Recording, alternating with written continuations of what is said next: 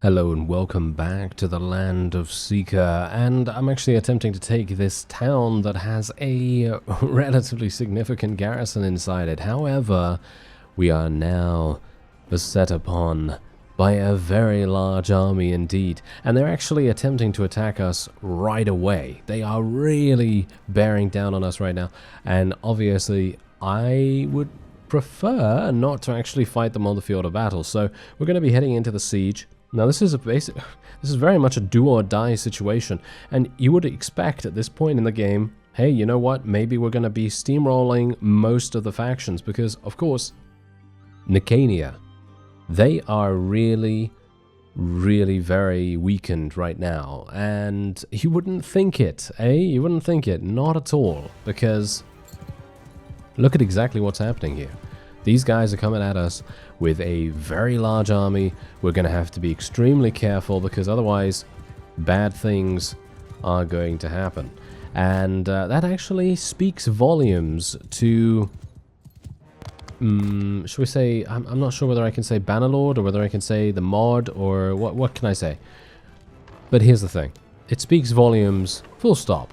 Basically says, you can never count out any of these factions. You can never say 100% that they are going to be done. You know, obviously, if you're looking at native, if you're looking at the base game of Bannerlord, then obviously that's a little bit different, because I think you can probably more adequately assess those kinds of situations, because we've been fighting against those fellows for such a long period of time. You know, it's basically... you know, there's basically not much we can do to be inaccurate about a potential approximation here or there. So, for example, if we say, yes, I'm 100% going to defeat the Azurai in the next, I don't know, in-game week, for example. This is just a very brief example here, of course. Then it's more than likely we will be able to do that, because we have a pretty good knowledge of what's actually happening. But you've seen how incredibly resilient the factions of SIKA have been so far, and I gotta say, I'm actually really impressed, because usually, as I say, at this point you're probably gonna see a lot of situations that are basically just foregone conclusions. They are just going to be formalities going forward.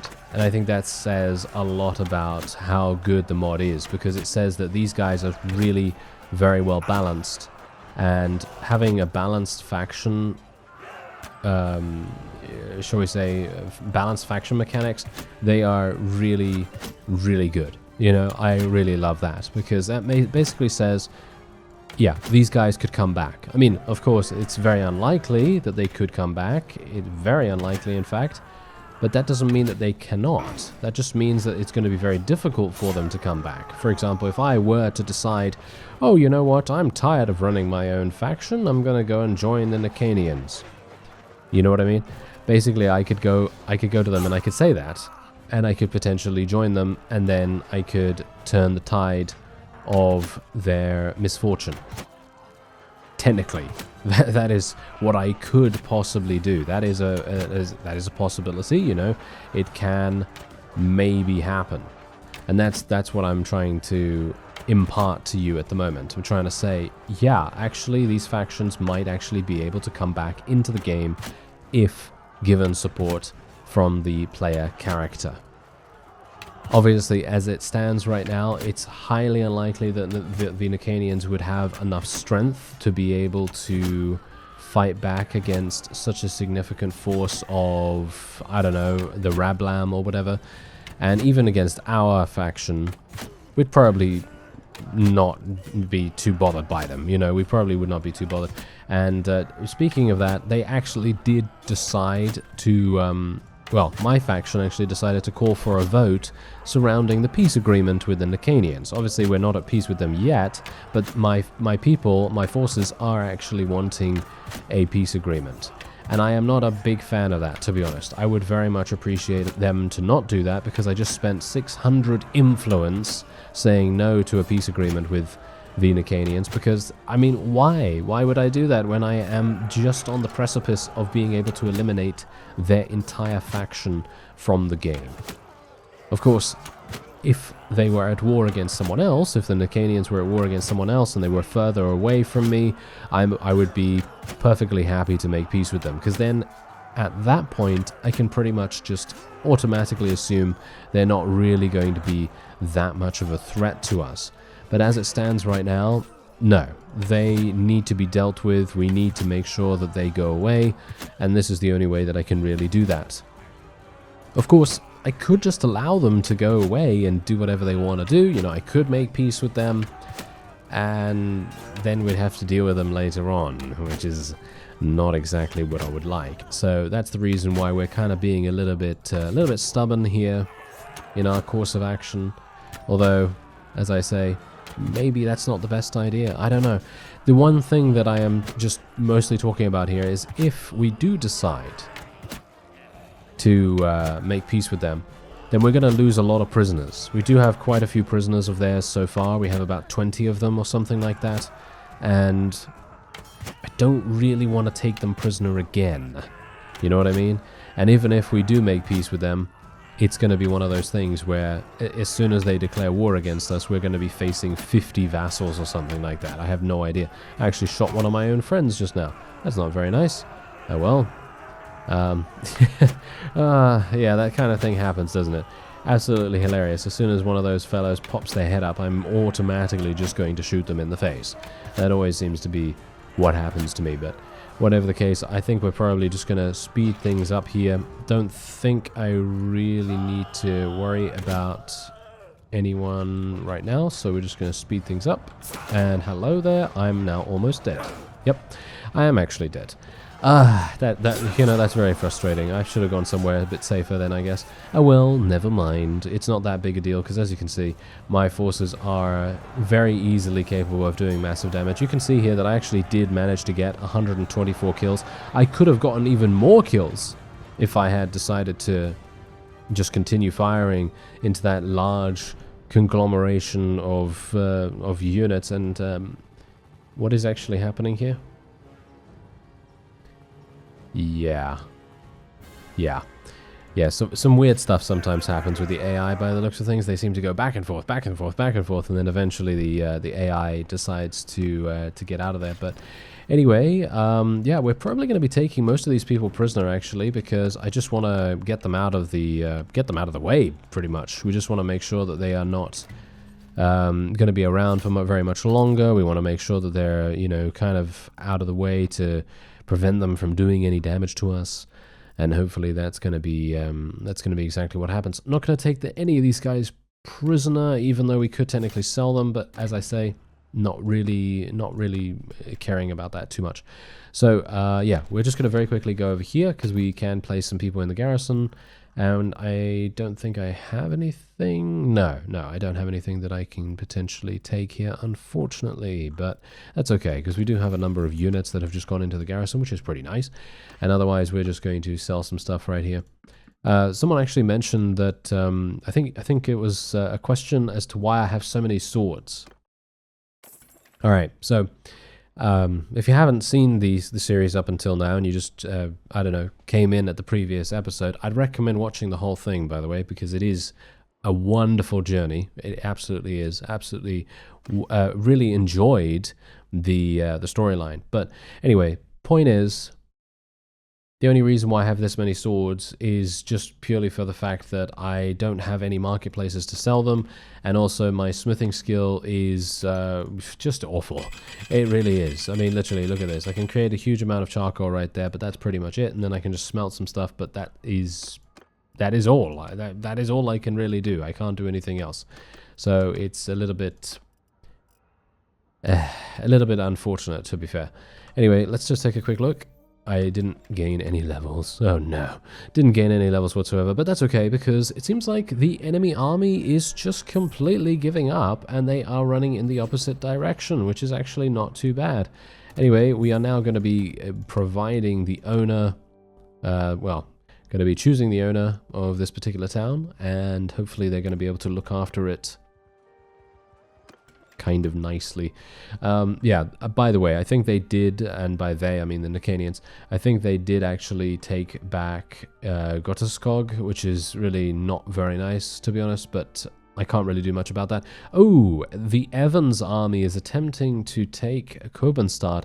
That is actually perfect, because now what I'm going to do is I'm going to very quickly run on over to Gotteskog, and I will attempt to take that, and then we will attempt to take Taco Castle. And that's the entire reason why, in my opinion, these enemy armies running around with 1,300 units, unless they are doing something really efficient every single step of the way, it's going to be a waste of time. And it's going to be a waste of effort and foodstuffs and money and everything. And that's exactly what we want, though. That is exactly what we want. We really want them to just waste their time as much as they possibly can.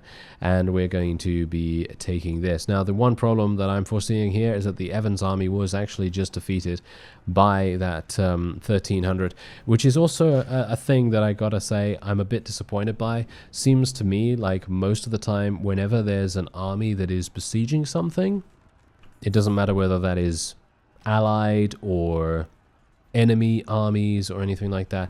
It really doesn't matter who is doing it, but whenever they are besieging, they seem to be locked in.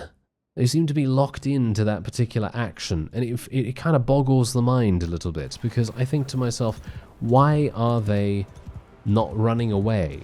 Why are they not seeing that there is an enemy coming very close to them with significantly more powerful units, or just in general, significantly more powerful army strength, whatever you want to call it, and they just don't do anything. They just decide to stand there and allow themselves to get absolutely murdered. And that has happened multiple times. That happens with me. That happens so that, you know, when I'm you know, attempting to you know, fight an interloping vassal that is attempting to besiege something of mine, I go up to them and I think to myself, oh, they're going to run away any moment now, right? Right? No, they didn't. Yeah, they don't do that. Which makes me really, really question what's going on with the AI in that respect, because obviously it may not be AI, it might be something else, might be priorities in some way or another, but whenever I see that kind of thing happen, I always think to myself, well, surely in a realistic fashion, you'd expect a weaker force to run away from a stronger force, because that's just how things would work, right?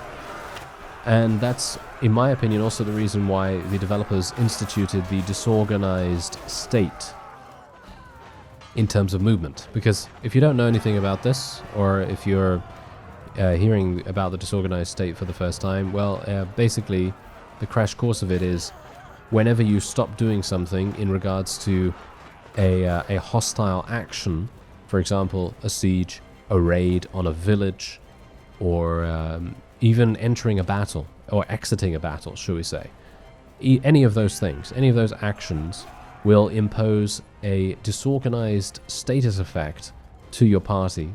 And this disorganized status effect will slow you down somewhat considerably, but not for too long. And this effect should, in all intents and purposes, make it so that enemies that decide to besiege something are kind of a bit of a sitting duck for a small amount of time, and then they're going to regain their previous speed, whatever that may be. And I thought that was the purpose of it, because obviously in these situations, for example, let's say if you remember, if you saw that particular portion of the series where we were in Yarian territory.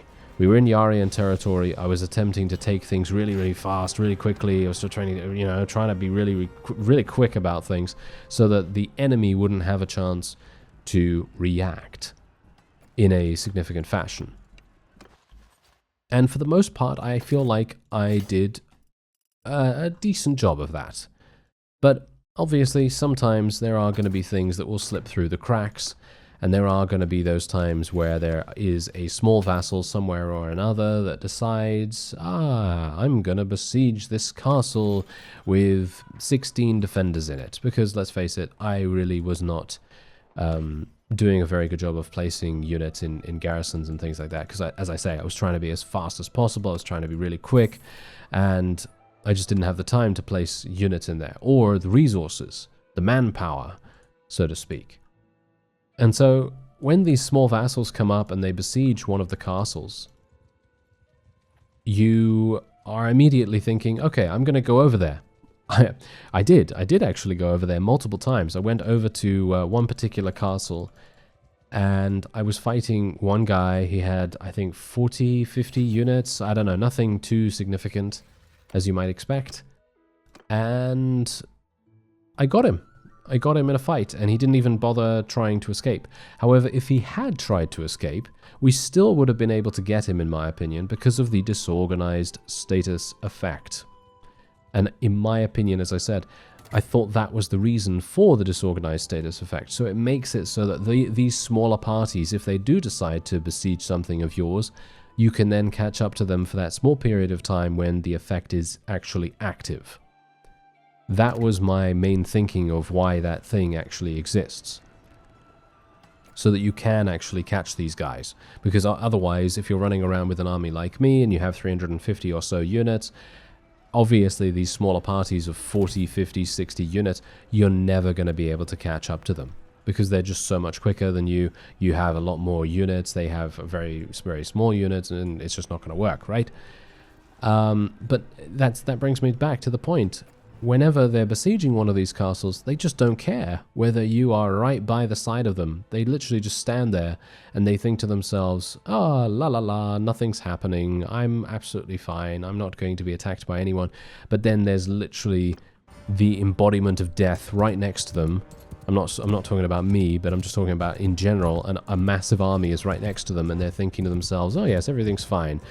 And they just, put their fingers in their ears or whatever and just hum to themselves delightedly for some reason. I don't know. It just seems a little bit strange. So that was the reason why I was actually mentioning the disorganized status, because I think that, well, that does a pretty good job of, well, slowing people down anyway. So I didn't think it was necessary to make them even more passive in their adaptability, I guess you could kind of call it. It is a bit more adaptability than anything else, I guess. This is going to be a bit of a problem, isn't it? Yeah, this is going to be a bit of a problem. But, yeah, that's exactly the reason why my allied army was defeated, because he probably just didn't even bother to move. And it boggles the mind. It boggles the mind why he wouldn't bother to move, because he's quite clearly outmatched. You would 100% assume that he is going to lose any particular battle against a 1,300 strong army. I mean, even I would probably lose a 1,300 enemy battle on the field. Not in a siege defense, but definitely on the field. I would definitely have some issues there. We might win, but we would probably take significant casualties in the process. Yeah, so that's the main reason why I wanted to mention that, because it just seems like the AI has completely given up in running away from enemies, where, as I say, whether they're allied or not, and just instead stand there and they just get killed. And it's really, really strange, because, as I say, I feel like the Evans army was actually looking pretty good. They had a 700 stronger force. We could have worked together to maybe fight against the 1,300 army, and then I might have had the numbers to be able to do something there. But they just got themselves killed way too early, and I'm now unable to, of course, go and go and help them. But oh well, never mind. I mean, there's not much I can do now. Anyway, we're going to go on to Kopenstad, and I will hopefully be able to take that, and then we will be looking, we'll be looking pretty good. I'm thinking I might try to attack the Obscure Salt Inquisition right here, because, yeah, I'm thinking yeah, you know what, let's do it, okay. And then I'm going to actually show you something, because there's a couple of people attempting to take Takor Castle right now. It might be, they went into the, yeah, never mind. They went into the forest. Okay, so I'm actually going to show you something real quick. If they do what I think they're going to do, I'm going to assume that they will just stand here and not not move, okay? So I'm going to click on this guy, and we're going to see whether he moves. Okay, they didn't move. They didn't move at all. And there's no way that they can defeat us. Look at this. Look at this power level. Even with all of them together, there's no way they can defeat us. Boom, I'm literally just going to auto-resolve straight up against them. And boom, there you are. Super easy, super fast victory. And they just stood there and let it happen. And it kind of makes me wonder why. Why do they just stand there and make no effort to try and survive? I don't know. It's a bit weird. They should be, in my opinion, they should run away, you know? They should run away. They should try to make sure that they survive at all costs. Because if they don't, they're going to continually get picked on again and again and again. And that is going to happen every single time. Of course, if that has changed, if the way that the aggressor of a particular siege, you know, deals with a vassal, a vassal that wants to intercept them or something like that. If there is a change in how that works and the mechanics surrounding that, then I'm all for it. Sure, okay, then we obviously know that is going to happen. But I can leave at any time, as you can see right here. I am not locked into this siege whatsoever. But the disorganized state is obviously going to apply to me pretty heavily. So I of course have to be a bit careful about that. Anyway. We are now going to take Kobenstad. Did they actually take back the other? Did they actually take back the other town? If they took back the other town, that's not too bad. They're going to slap around 150 to 200 units in the garrison there, and I should be able to take that back without too many difficulties. But I'm very much hoping that they didn't. So we can just cross our fingers and hope, I suppose. But otherwise, apart from that, we do have an army of 1,100 that is coming towards us right now. So very much hoping that we'll be able to get in here, deal with this relatively fast. And then we will be able to see what's going on. But yeah, anyway, hopefully we'll be able to get an answer on that when the full version comes out, where maybe it's going to change. Maybe they're going to refine how the AI deals with aggression when they are besieging something. Because as it stands right now, they basically just don't care. But we can just wait and see, I guess, which is pretty much my entire thing whenever I'm talking about the full version. And you're probably tired of me saying that, so I will not say it, or try not to say it. But there's not much I can, there's not much I can say otherwise apart from let's wait and see, because I have no idea what the developers are thinking about in regards to that. Because it's actually kind of funny in previous versions of the game, because I've played every single one of them. I have played quite an extensive amount of the game so far. But in every single version, every single version that I've played at least, the AI has actually not been terrible when it comes to moving away from those kinds of situations. So if there's a siege that they're doing, they move, or they used to move. And I think it's only in 1.8 that I've seen them actually be a bit slower about that kind of thing, which is really weird. I'm not entirely sure why they would decide to change that around for 1.8, but maybe there's some bug or something that has crept in there or something like that. I'm not entirely sure, but it feels like a bit of a maybe an oversight of some kind. I'm not entirely sure, because there's definitely something going on there, because it should definitely make it. The AI should definitely run away, right? I mean, I think they should definitely run away. The weakened forces should definitely run away from stronger forces. Especially when sieging. Well, I mean, this is a testament to the AI as well. Look at how wonderful the AI is right now. They're literally just running into the meat grinder that is me at the moment. Are you going to actually fight me? Are you actually going to... Okay. I'm playing on max difficulty, by the way. Max combat AI. Yeah. Yeah, okay. Oh, that guy shot me. Oh, yay. Okay, that was good. Good work, sir. Good work. That was very nice, yes.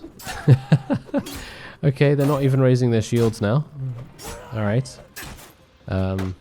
Oh, that guy raised a shield. Wow, one of them. One out of how many?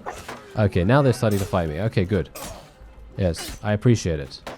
I appreciate you starting to fight me, sir. Well, your entire family has just been murdered by me because they just ran into me with their faces completely unguarded. Very strange.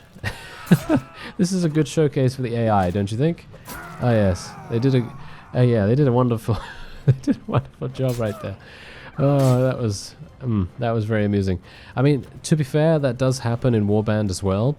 But obviously Warband is a 12-year-old game at this point, so you'd kind of expect it to happen, but I don't know. They are starting to attack me a little bit more now, which is good. But still, obviously, yeah, they are starting to attack me now, but they are not really defending themselves as you possibly would. But of course, they are literally just militia, so I'm not sure what I can really expect. Got some people shooting me from over there. Maybe I can get a couple of little snipes off.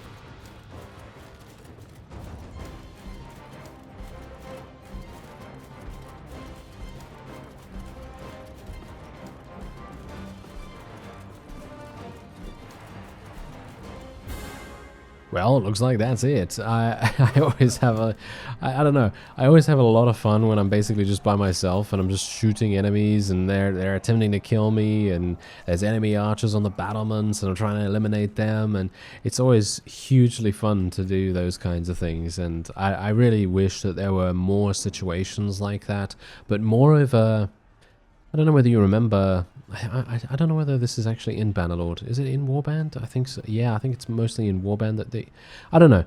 Basically, prison breaks. Prison breaks are actually, they are a thing in Bannerlord as well, but I think they are a lot rarer. I'm not entirely sure. I think they're a lot rarer, at least from what I can tell. But generally, I really enjoy those kinds of situations where you are literally by yourself and you are just relying on your own skills to get you through whatever situation you're in. And while this could be extremely frustrating early on, because obviously if your character is relatively low skilled or you yourself are not particularly good at fighting, hello, it's me. Yeah, I know. Anyway, point is, you know, my own skill notwithstanding, those kinds of situations are actually a lot of fun. They are super lot of fun to get yourself in, because then you always have that intensity. You always have the intensity of, wow, if I die here, this entire mission is going to be a failure. And while I don't really like, you know, the whole like game over state kind of thing, you know, because obviously that's kind of, it's kind of anti-fun, you know what I mean? It's kind of anti-fun if there's like an instant failure state as soon as you make one mistake or whatever, right? You know, that's not what I'm talking about. I'm talking about stuff like basically making it so that you have to do well here, but not too well, you know what I mean? You don't have to be like a one-man army or something like that to be able to succeed, but it would help, you know what I mean? It kind of gives you the feeling of, I can do okay here as long as I have the right strategy, the right mindset in regards to how I fight in this situation. But you don't need to be like the best shooter of bows in the world. You don't have to be the best parry person or blocker or you know, anything like that. All you need to do is just have that mindset, have the best mindset that you can have for those situations. Like for example, you saw me there using my bow. I'm not the best shot, right? I'm not the best shot. I'll be the first person to say that. I'm not the best shot, but I feel like I have the right mindset because it's basically like I'm not trying to get a huge amount of kills. I'm just trying to survive. I'm trying to survive. I'm trying to provide a bit of a distraction for the opponent. I'm trying to eliminate the enemies that are attempting to attack my own forces, and I'm just giving my own forces more space to do what they need to do to succeed in that siege. And that is pretty much it. That's my only goal whenever I go into a siege. I'm not really wanting to be the hero of the hour here. I'm not wanting to be the hero. I'm just wanting to get it done. I'm wanting to get it done, and I'm wanting to be, you know, reducing the possible casualties that we might be seeing as a result of our aggressive action against the particular faction that we're fighting at the time. Those are the kinds of things I'm talking about. So that's what I mean when I say mindset. It's not about, you know, it's not about thinking positively or whatever, you know, anything like that. It's not about that kind of stuff, but it's just about, I don't know, being humble, I guess. I don't know. I can't really say be humble in a game, right, like this. I mean, come on. That's just, that sounds a bit too up myself, doesn't it? So I'm not talking about that. I'm just generally saying, having the right strategy and the right tactics can really make a huge difference in comparison to being the best at combat. You don't need to be the best at combat to make a difference. That's kind of what I want to say. There we go. That's the thing I wanted to say. Fantastic. Yay. All right. Got it. Wonderful. Okay. So now, oh, hello. All right. Here we go. Okay. So now this is obviously one of those situations where we're probably going to have to be a little bit careful here. Am I having the disorganized state still? No, it has worn off. So now I can very, very easily outrun this particular army. But now we've got to be a bit careful. Got to be a bit careful because obviously we have these two smaller armies relatively close to me. I actually wonder, do you think I can actually fight this army and win? I think I might be able to actually. It's quite likely that I would be able to win against them. But I'm actually going to just go and defend this particular castle here. And, well, this is going to be easy enough, isn't it? Wow, this is going to be so incredibly easy. 454. Look at the combat strength that this guy has. He is literally just not even understanding the gravity of the situation he's in right now. He is going to be very, very displeased. Yes. This is wonderful. Okay, so I'm basically just I'm actually just gonna let my archers do the talking here. Let's see if my archers can actually win the battle by themselves. I'm gonna wholeheartedly assume that they can, but let's just see how it goes because this is a wonderful well, I say spectacle, but I don't know whether it's really that much of a spectacle because we can't really see the arrows that much because it's not nighttime, which is kind of sad. Kind of wish it was nighttime now. It would be such an amazing, amazing view to see all those fire arrows streaming through the air. That would be so cool. Oh well, never mind. It's not really what I was intending to do when we went in here. I was just wanting to try and defend the castle, but well, never mind. Okay, so yeah. Anyway, this is maybe a good opportunity for me to get a little bit of polearm skill. I don't know. Maybe not. But yeah, you can see exactly what's happening now. My archers are just absolutely tearing the enemy apart. And I'm actually super surprised that they're not deciding to run away. But yeah, yeah, you can see exactly what's happening there. And we are pretty much done. I can just speed things up right now. Look at that. That was incredible. That was actually super, super fun as well. Seeing that kind of thing happen is really fun. And there you go. Look at that. We took 0 casualties. Absolutely 0 casualties, thanks to the fact that my archers just tear these guys apart. And that's exactly the reason why, in my opinion, you really do see similarities between the Nicanians and the Nords from Warband. Because they just have no cavalry. You know, they have very little cavalry. You know, probably some of them were defectors or something like that. That was probably what we saw. But yeah. Super easy for us to achieve victory there. And I'm just going to be taking these troops because I want to actually put them in the garrison here. Oh wow, we gained a massive amount of grain. Okay, yeah, I'm going to have to get rid of that grain just now because otherwise we're going to suffer pretty badly. There we go. All right, that's looking pretty good. Let's go into Vladiv Castle before I lose units. Can I actually... Oh, didn't want to do that. Yeah, there's the Lord's Hall. Okay. Very quickly going to see that. And then we're going to donate troops to the garrison. I actually forgot that it was not mine. Okay, so that's exactly what we're going to do. Unfortunately, I am now over the limit. Thanks to the fact that I have been rescuing Obscure Soul Judge Knights. I don't know whether you noticed, but I actually rescued 51 of these guys in one of the previous sieges or you know, things that we did. I'm gonna just give some of the White Frost Templar warriors over to the garrison because I'm not a big fan of those. But yeah, otherwise we do have another army running around, 772, and this town is basically just about done. And look at look. Okay, hello. You made a huge mistake right there, sir. Alright, yeah, so basically what I'm going to do is I'm just going to besiege this. I'll probably besiege it off screen because... Oh, actually, wait a minute. What are you deciding to do here? What?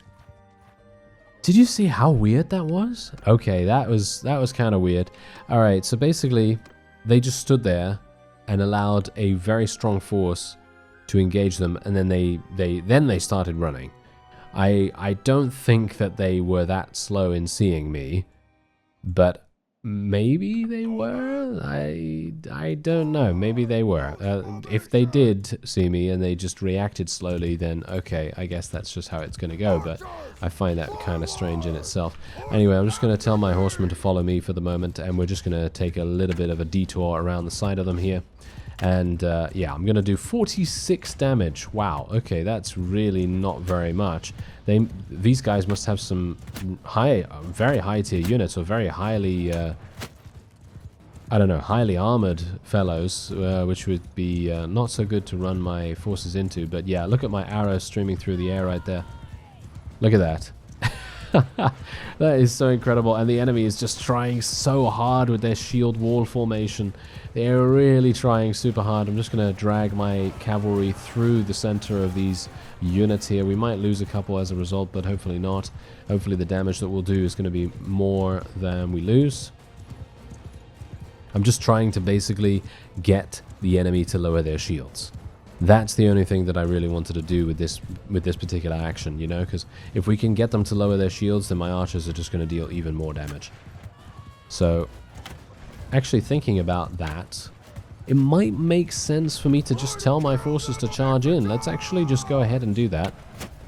And we're going to go in from behind here. And I'm just going to try and shoot a couple. Yeah, okay, here we go. This is exactly what we wanted.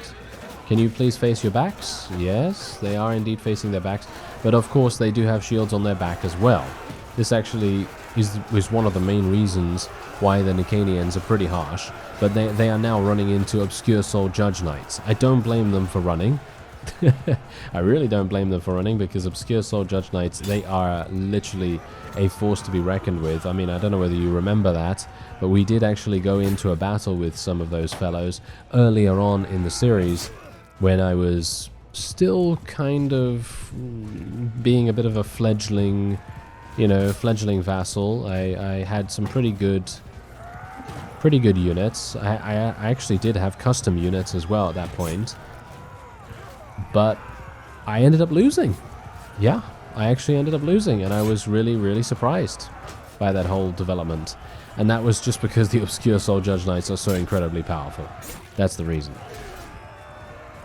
But you wouldn't think so, because they obviously they only have two-handeds, right? They only have two-handeds, they don't have shields or anything like that. But I had a full force of, I think, thrown weapons. Yeah, I think my guys had thrown weapons at that point, or were they still using horses? I actually can't remember, but whatever the case, we did end up suffering a defeat from them. And that says everything you need to know, because they just murder everything in their path. They are very, very impressive. And if they were, I don't know, actually, maybe them not being on a horse might actually make them more powerful than the Dark Wave Knights and the Evil Flame Knights and so on and so forth.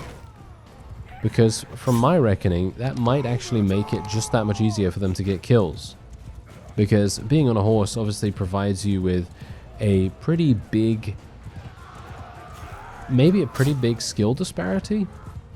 I'm not sure. I'm not sure what their stats are, because as far as I'm aware, the Dark Wave Knights do have 270 in one-handed weapon proficiency, which is one of the highest stats that we've ever seen.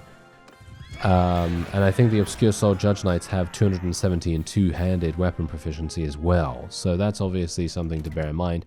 And of course, you also have to think about the fact that my custom units, they are only allowed to have 210 in any of their skills.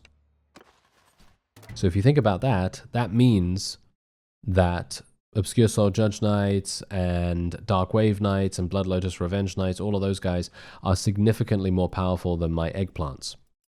So if you can, and this is this is pretty obvious at this point, but if you can, try to get as many of these unique units as possible in your army, because they are just going to murder everything. They're going to be very, very strong for you. Anyway, I'm not going to take any of the prisoners, as I do, whatever.